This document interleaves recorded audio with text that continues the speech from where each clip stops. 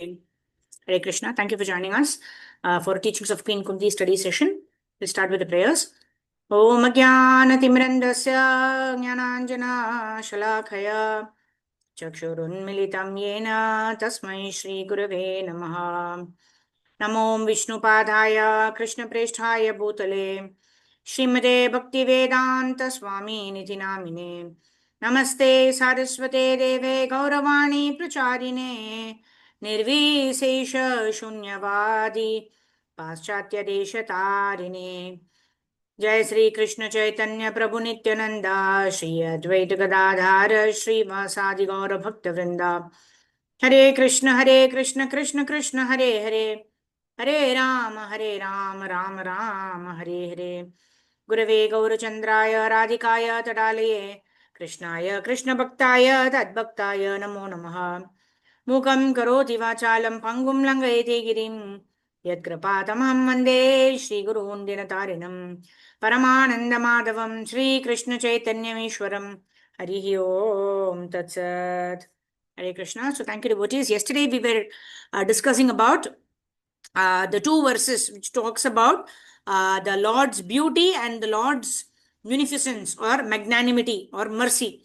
Right? Barhapedam Kanakavapusham, and the other one is Ahobakiyam Stanakala Kutam. Right? It talks about the beautiful form of Lord Sri Krishna as Shyamasundar in Vrindavan Dham, wearing a nice peacock feather, wearing nice yellow dhoti, wearing nice Vaijayanti Mala, right? And all those wonderful opulence, or we can say in such great beauty. Lord Krishna is eternally existing in Goloka Vrindavan Dham.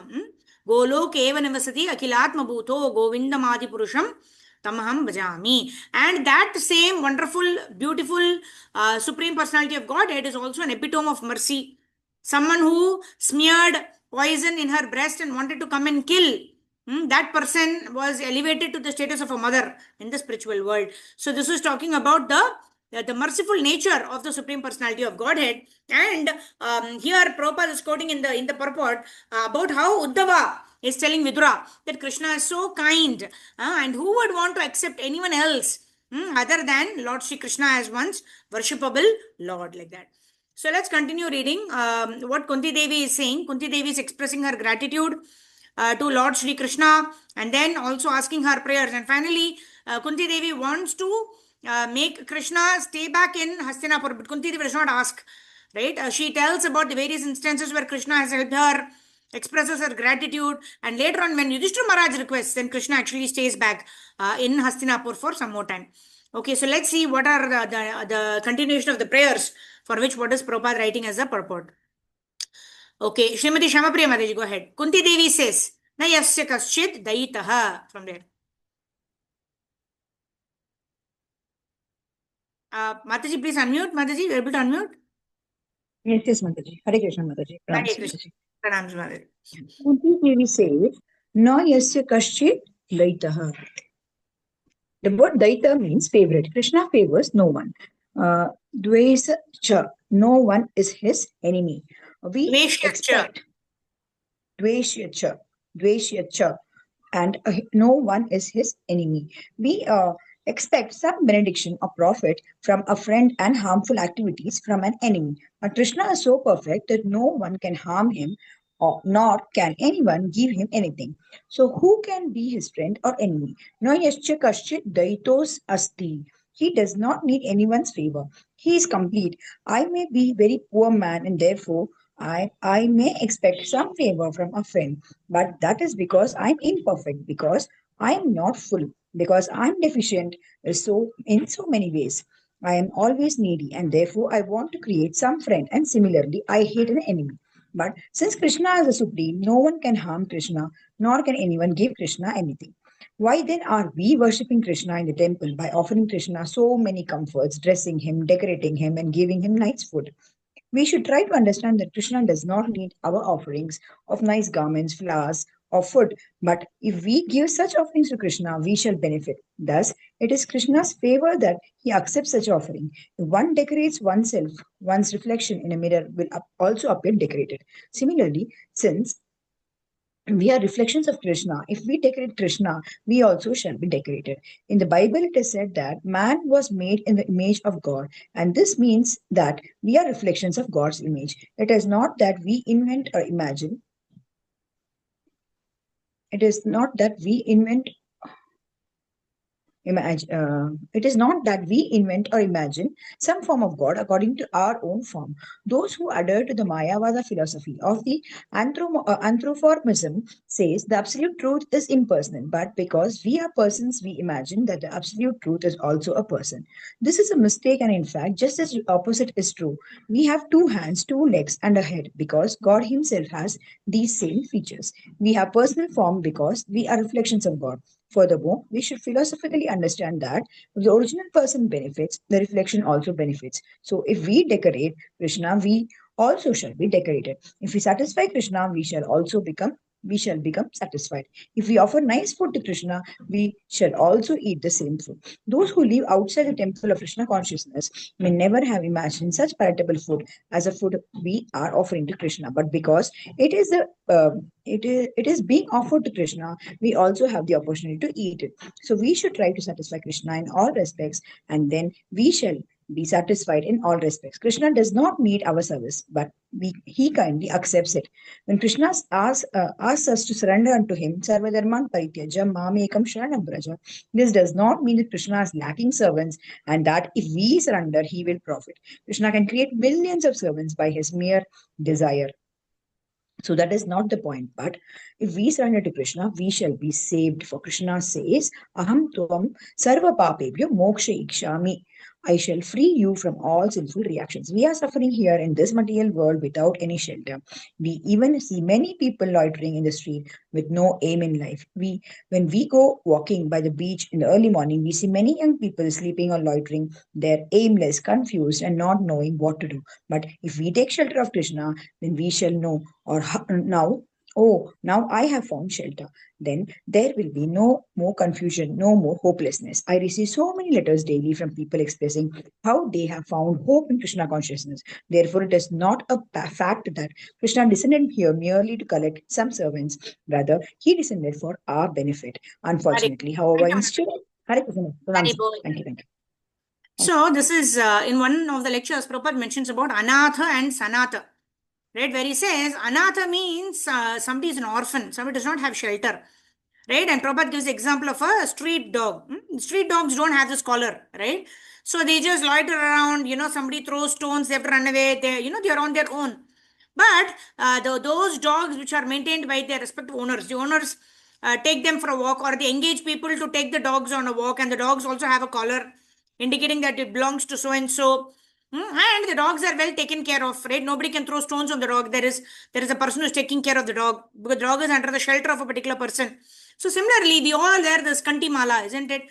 The Tulasi Mala is like our dog's collar, Prabhupada says.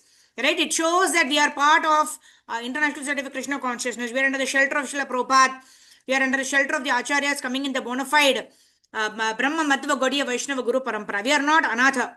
Right? We are Sanatha. We are cared for. We are under the shelter of the devotees who are part of the International Society of Krishna Consciousness, who all have the same goal of reawakening our love for the Supreme Personality of Godhead.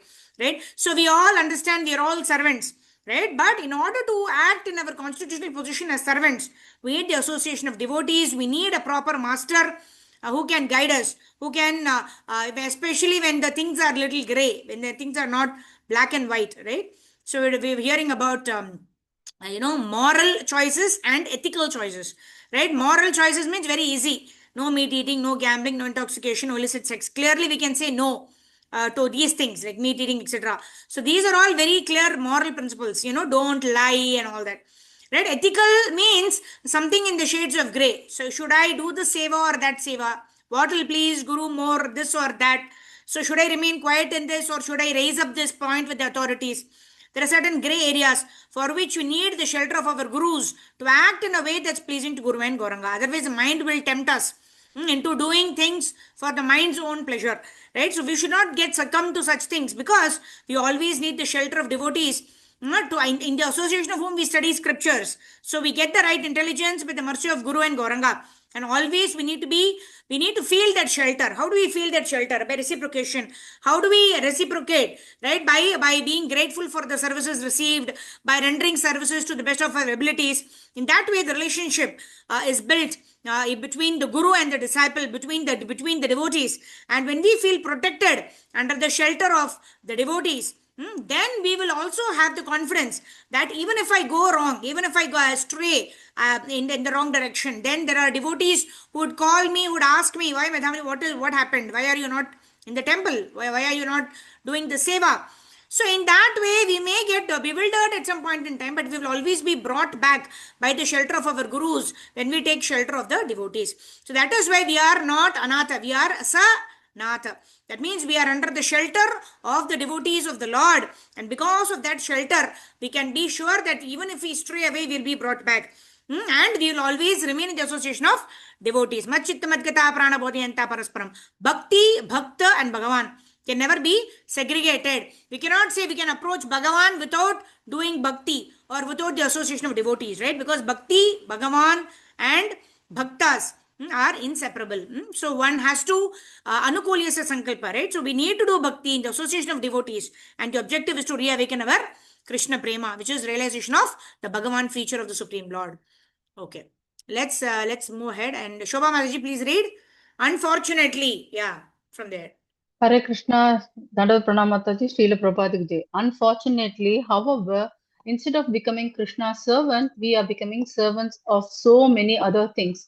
We are servants of our senses and sensual activities of lust, anger, greed, and illusion.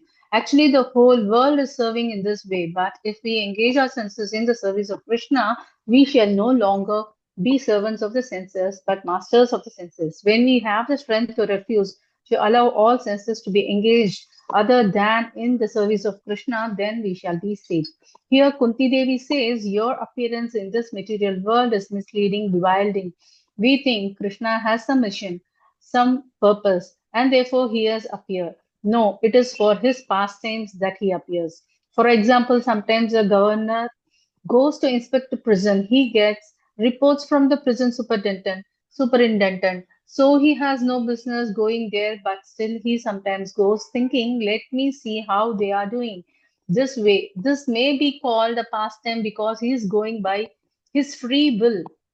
It is not that he has become subject of all the laws of the prison, but still a foolish prisoner may think, oh, here the governor is also in the prison, so we are equal.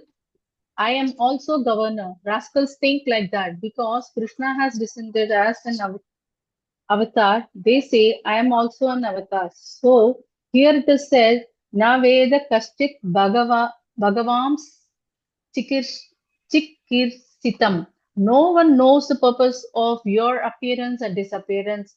Taveha manasya nirnam vidhambanam. The Lord's pastimes are bewildering. No one can understand the real purpose. The real purpose of the Lord's pastime is his free will. He thinks, let me go and see. He does not know need to come to kill the demons. He has so many agents in the material agent that can kill them. For example, in a moment, he can kill thousands of demons merely by a strong wind. Nor does he needs to come to give protection to the devotees, for he can do everything simply by his will. But he descends to enjoy pleasure pastimes. Let me go and see. Sometimes Krishna even wants to enjoy the pleasure pastime of fighting. The fighting spirit is also in Krishna. Otherwise, where from have we gotten it? Because we are part and parcel of Krishna. All the qualities of Krishna are present in minute quantity within us. We are samples of Krishna. Where from do we get the fighting spirit? It is present in Krishna. Therefore, just as a king sometimes engages a wrestler to fight with him, Krishna also engages living entities to engage in fighting. The wrestlers is paid to fight with the king. He is not the king's enemy. Rather, he gives pleasure to the king by mock fighting. But when Krishna wants to fight, who will fight with him? Not anyone ordinary. If a king wants to practice mock fighting, he will engage some very qualified wrestlers. Similarly, Krishna does not fight with anyone does not fight with anyone ordinary, but rather with some of his great devotees, because Krishna wants to fight some of his devotees come down to this material world to become his enemies and fight with him. For example, Lord descended to kill Hiranyakashipu and Hiranyaksha. Should we think that these are ordinary living entities? No, they were the great devotees Jaya Vijaya who came to this world because Krishna wanted to fight. In the Vaikuntha world, the spiritual world, there is no possibility of fighting because everyone there engages in Krishna's service. With whom will he fight? Therefore, he sent some devotees in the garb of any enemy and comes here to this material world to fight with him. At the same time, the Lord teaches us that becoming his enemy is not very profitable and that is better to become his friend. Kunti Devi therefore says, Na Veda Kashtit Bhagavan's Sitam. No one knows the purpose of your appearance and disappearance. Taveha Manasya Nrinam Vidham Vanam. You are in the world just like an ordinary human being, and this is bewildering because Krishna sometimes appears like an ordinary man. People sometimes cannot believe or understand his activities. They wonder how can God become an ordinary people like us? But although Krishna sometimes plays like an ordinary person, in fact, he is not ordinary. And whenever necessary, he displays the powers of God. When 16,000 girls were kidnapped by the demon Bhaumasura, they prayed to Krishna and therefore Krishna went to the demon's place, killed the demon and delivered all the girls. But according to the strict Vedic system, if an unmarried girl leaves her home even for one night, no one will marry her. Therefore, when Krishna told the girls, now you can safely return to your father's home, they replied, Sir, if we return to our homes of our fathers, what will be our fate? No one will marry us because of this man kidnapped us. Then what to do? What do you want what do you want? Krishna asked. The girls replied, We want you to become our husband. And Krishna is so kind that he immediately said yes and accepted them. Now, when Krishna brought the girls back home to his capital city, it is not that each of the 16,000 wives had to wait 16,000 nights to meet Krishna. Rather, Krishna expanded himself into 16,000 forms, constructed 16,000 palaces, and lived in each palace with each wife. Although this is described in Srimad Bhagavatam, rascals cannot understand this. Instead, they criticize Krishna. He was very lusty, they say. He married 16,000 wives, but even if he is lusty, he is unlimitedly lusty. God is unlimited. Why 16,000? He could marry 16 millions and still not reach the limits of his perfection. That is Krishna. We cannot accuse Krishna of being lusty or sensuous. No, there are so many devotees of Krishna, and Krishna shows favor to all of them. Some ask Krishna to become their husband, some ask Krishna to become their friend, some ask Krishna to become their son, and some ask Krishna to become their playmate. In this way, there are millions and trillions of devotees all over the universe, and Krishna has to satisfy them all. He does not need any help from devotees, but because they want to serve him in a particular way, the Lord reciprocates. These 16,000 devotees wanted Krishna as their husband, and therefore Krishna agreed. Thus, Thank you. Krishna may sometimes Haribol. Thank you, Mataji. Thank you, Danat Pranam. So, Krishna is Atmaram, right? Whatever Krishna does is to give pleasure to his devotees. Krishna never does anything so that Krishna himself will be satisfied, right? Because Krishna does not need anything external for the purpose of his own satisfaction, right? He does everything for the pleasure of his devotees. Janma karma chame divyam evam yoveti tatvatah tyaktva deham punarjanma naiti mamiti sorjuna. Simply by understanding that Lord Krishna's appearance and activities are all transcendental, whether he is singing with the gopis or dancing with the gopis, or whether he is killing a demon, or whether he is giving wealth to Sudama, right? Whatever be the pastime, or is he playing with one of his queens in the palaces, or like an Ardhamani when he came, and so he was doing different activities in different palaces at the same time, right? And Ardhamani was wondering how Lord Shri Krishna is able to do this. Right? Why? Because he is Aishwaryasya Samagrasya. Right? And whatever he does for the pleasure of his devotees. If he's playing with one of his sons, then it is giving pleasure, then it is to give pleasure to his son. If he's administering, then it is probably to establish that even when the Lord appears in this world, he follows the regular decorum of being the ruler, right? And like that, and he also goes to milk the cows, right? To graze the cows. Right? As a Vaishya, the Lord is also setting an example. Yad yad acharati shreshtas, tat tat evetaro janaha. So Krishna does to satisfy all of his devotees. And Krishna satisfies all the devotees in the particular rasa that they want Krishna to reciprocate with them. Right? Whether it is Dasya rasa or Sakya rasa or Vatsalya rasa or Madhuri rasa, everybody feels complete in their association with Krishna. But there is one common factor which we always discuss. That one common factor is seva. When we render service to the Lord, we will automatically reawaken our Swarupa Siddhi. What is my relationship with the Supreme Personality of Godhead? And when we serve the Lord in that capacity, we would feel completely enlivened and satisfied and blissful, right? Because we are serving Krishna according to our constitutional position. So as long as we have the Seva Bhav and we continue to serve the Lord, definitely the Prayojana, which is to identify one's own Swarupa Siddhi and to start serving in that constitutional position with the Supreme Lord, everything will manifest as part of Prayojana, the causeless mercy of Krishna. So as of now, we understand Krishna is unlimited. Whatever Krishna does, Dharmam tu Sakshat Bhagavat Pranitam. We should not try to imitate the Lord, but rather follow the instructions which are dharma or the regulative principles given by the Supreme Personality of Godhead. And in doing so, by having proper jnana of Sambandha Abhideya, automatically the Prayojana Gyan of Krishna Prema will awaken in our hearts. Like that. Okay. Then we also know this verse, right? Bahunam Janamnam Ante Jnanavan Mam Prapadyate Vasudeva Sarvamiti Sa Mahatma Sudurlabha. It is very, very rare to understand that Krishna is the Supreme Personality of Godhead and that it is my duty to serve the Supreme Personality of Godhead in the mode of a servant. Otherwise, we try to exploit or we try to become the boss or we try to compete with the Lord. Then we are only in a difficulty because we again have to go through the Janma, Mrityu, Jara, Vyadhi cycle. But when we accept our subordinate position, which is the fact, which is stated in the Bhagavad Gita, Bhagavatam, and the Shastras, and we engage in rendering devotional service to the Lord, then in that lies the fulfillment of our desire to be eternally blissful, being blissful parts and parcels of that eternally blissful Supreme Personality of Godhead. Okay, Deval Mataji, please continue. Thus Krishna may sometimes. Yes, Hare Krishna Mataji, Tanvat Pranam. Thus, Krishna may sometimes act like a common man, but as God, he expanded himself into 16,000 forms. Once the great sage Narada went to visit Krishna and his wives. Krishna has married 16,000 wives, he thought. Let me see how he is dealing with them. Then he found Krishna living differently in each of the 16,000 palaces. In one palace, he was talking with his wife. In another, he was playing with his children. In another, he was arranging for the marriage of his sons and daughters. And in this way, he was engaged in varied pastimes in all of the 16,000 palaces.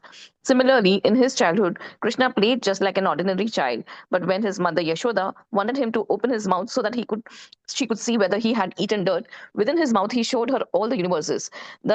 This is Krishna. Although he plays just like an ordinary human being, when there is need, he shows his nature as God. To give another example, Krishna acted as the chariot driver of Arjuna.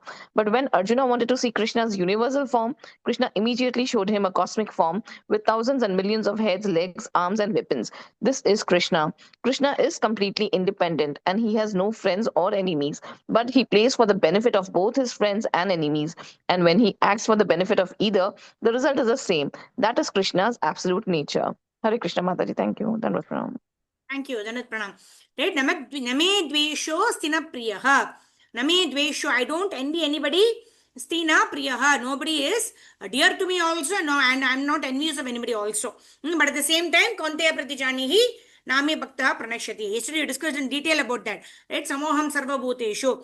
The Lord is equal to all, just like the sunshine. Spreads in all the places equally, and the rain also falls in all the places equally, but it depends on the quality of the recipient, that the heart of the receptacle or the recipient, how much mercy can be received. So Krishna's mercy is equal to all, depends on how much sincerity, determination, enthusiasm we have to reawaken our Krishna consciousness. To that extent, we will receive the mercy of Guru and Gauranga to reawaken our Krishna consciousness, to reawaken our dormant Krishna consciousness, and to reawaken our Krishna Prema. Okay, let's move to the next chapter now. Today we are starting chapter number 13, the vital force of the universe. Janma karma cha vishwatman ajasya karturatmanah tiryan rishishu yadhashu Tat atyanta vitambanam. Of course, it is bewildering, O soul of the universe, that you work though you are inactive, and that you take birth though you are the vital force and the unborn. You yourself descend among animals, men, sages, and aquatics. Verily, this is bewildering. Srimad Bhagavatam 1.8.30. Okay, Sudha Mataji, go ahead. The transcendental pastimes of the Lord, and then Sarva Gopishri Mataji can read. Yes, Mataji, go ahead. Hare Krishna Mataji, Dandat Pranam. Pranams. The transcendental pastimes of the Lord are not only bewildering but also apparently contradictory. In other words, they are all inconceivable to the limited thinking power of the human being. The Lord is the all prevailing super soul of all existence, and yet he appears in the form of a boar among the animals, in the form of a human being as Rama, Krishna, etc., in the form of a rishi like Narayana, and in the form of an aquatic like a fish. Yet it is said that he is unborn and he has nothing to do in the Shruti mantra. It is said that the supreme Brahman has nothing to do. No one is equal to or greater than him. He has manifold energies and everything is performed by him perfectly by automatic knowledge, strength, and activity. All these statements prove without any question that the Lord's activities, forms, and deeds are all inconceivable to our limited thinking power, and because he is inconceivably powerful, everything is possible in him. Therefore, no one can calculate him exactly. Every action of the Lord is bewildering to the common man. He cannot be understood by the Vedic knowledge, but he can be easily understood by the pure devotees because they are intimately related with him. The devotees therefore know that although he appears among the animals, he is not an animal or a man or a rishi or a fish. He is externally the Supreme Lord in all circumstances. Kunti addresses Krishna as Vishwatman, the vital force of the universe. In everyone's body, there is a vital force. That vital force is the Atma, the living being, the living entity, the soul. It is because of the presence of that vital force, the soul, that the whole body works. Similarly, there is a supreme vital force. That supreme vital force is Krishna, the supreme personality of Godhead. Therefore, where is the question of his taking birth? In Bhagavad Gita 4.9, the Lord says, जन्म कर्म च मे दिव्यम एवं यो वेति तत्वतः त्यक्त्वा देहं पुनर्जन्म नैति मामेति सो Arjun. One who knows the transcendental nature of my appearance and activities does not upon leaving the body take his birth again in this material world, but attains my eternal abode, O Arjuna. In this word divyam especially indicates that the Lord's appearance and activities are spiritual, and elsewhere in the Bhagavad Gita it is said ajo pi san avyayatma. The word aja means unborn and avyayatma means not subject to destruction. This is the nature of Krishna, whose transcendental nature is further described by Kunti Devi in her prayers to the Lord. In the beginning of her prayers, Kunti Devi said to the Lord, "You are within and you are without, but still you are invisible." Krishna is within everyone's heart. Ishvara sarva bhutanam hriddeshu arjuna tishtati. Sarvasya chaham hridhi sannivishta. Indeed, he is within everything, even within the atom. Andantarastha paramanu chayantarastam. Krishna is within and he is also without. Thus, Krishna showed Arjuna his external feature as the Vishwarupa, the gigantic cosmic manifestation. This external body of Krishna is described in the Srimad Bhagavatam. There, the hills and mountains are described as the bones of the Lord. Similarly, the great oceans have been described as different holes in the Lord's universal body, and the planet known as Brahmaloka has been described as the upper portion of his skull.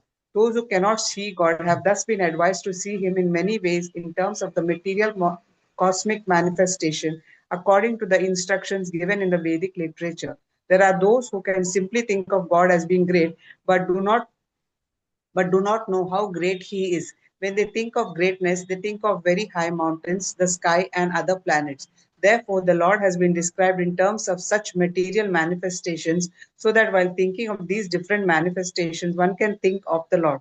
That is also Krishna consciousness. If one thinks this mountain is the bone of Krishna, or if one thinks of the vast Pacific Ocean as Krishna's navel, one is in Krishna consciousness. Similarly, one may think of the trees and plants as the hairs on Krishna's body.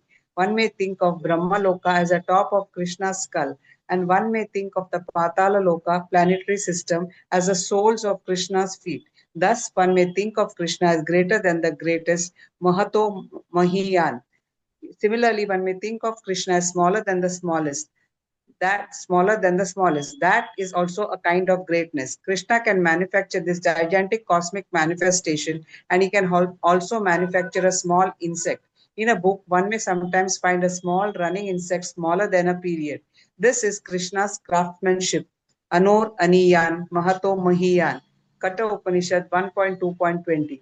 He can create something greater than the greatest and smaller than the smallest.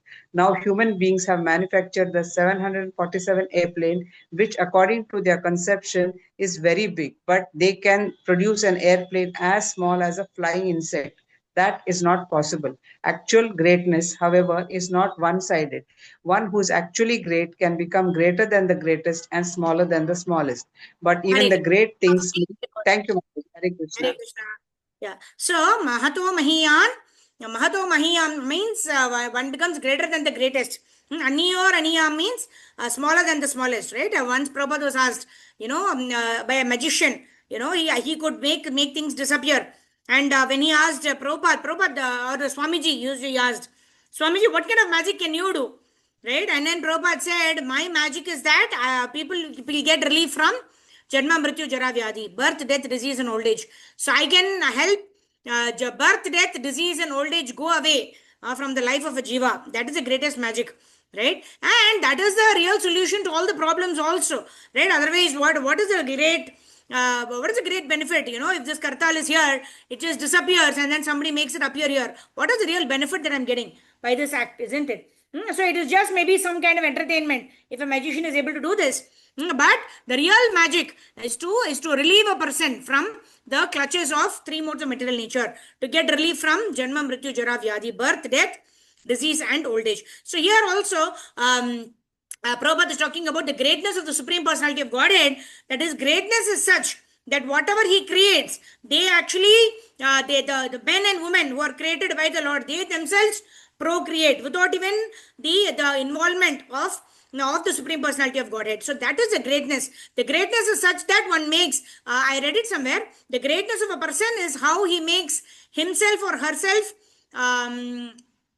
undependable, right? The process is so well running that we don't even think that there is a person behind it, right? Sutre Mani Gana Iva, yesterday we were discussing, right? The thread, which is Krishna, is so efficiently the process is working that it looks like automatically the sun is rising, automatically the moon is rising in the evening, automatically Ekadashis come, the cycle of the movement of the sun and the moon and the earth is happening so meticulously that we think that it is happening automatically. We don't even realize that there is a hand behind it. Right? What is it verse? Maya adhyakshena prakritihi suyatesha sharacharam.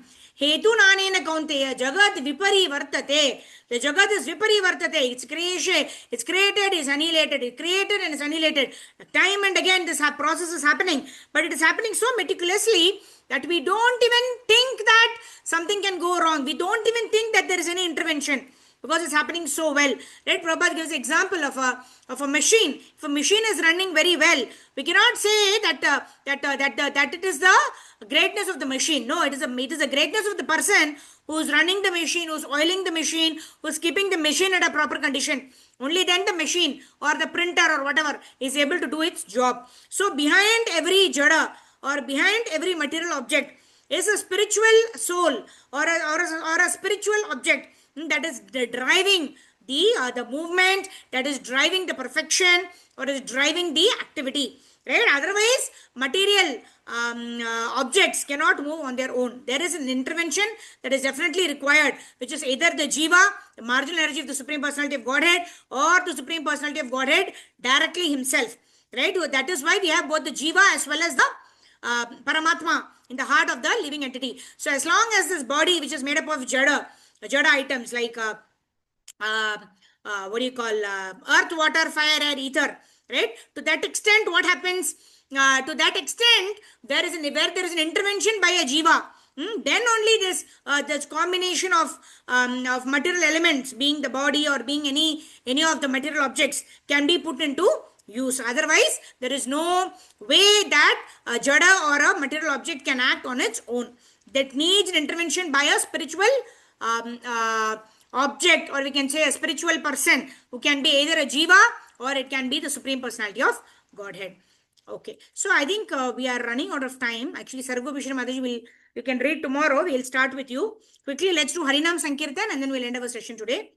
Namma Om Vishnu Padaya Krishna Prestaya Bhutale Srimate Bhakti Vedanta Swami Niti Namine Namaste Saraswate Deve Gauravani Pracharine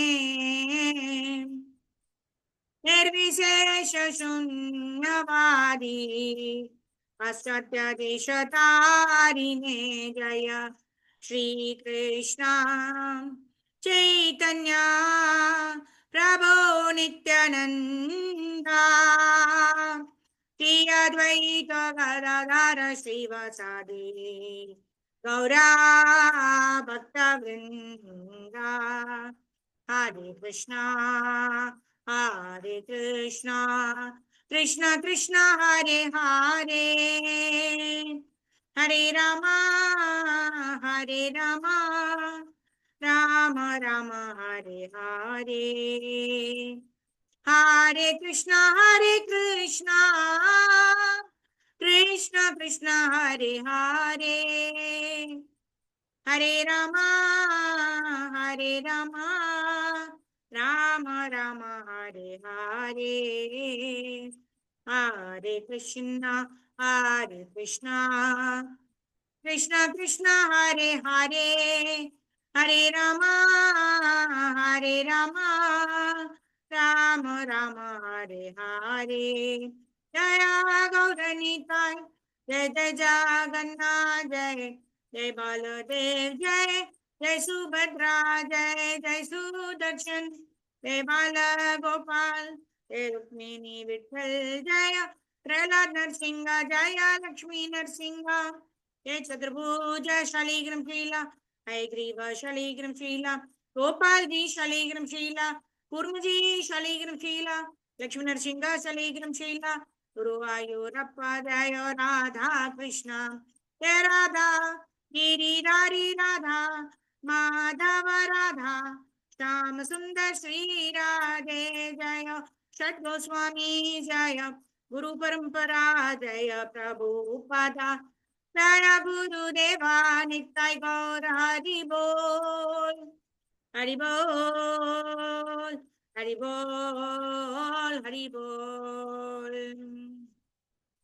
ग्रंथराज Shrimad Bhagavatam की जय, teachings of queen Kunti की जय, जगत गुरु श्रील प्रभुपाद श्री गुरुदेव की जय, अनंत कोटि वैष्णव वृंद की जय, निताई गौर प्रेमानंदे, हरि हरि बोल. Thank you devotees. We'll meet at 4:30 a.m. tomorrow for our Brahma Muhurta chanting, and we'll meet at 11:15 a.m. on Thursday tomorrow to continue with our study of Chaitanya Charitamrita. Jagat Guru Srila Prabhupada Shri Gurudev की जय, निताई गौर प्रेमानंदे, हरि हरि बोल. Thank you devotees and all pranams. Hare Krishna.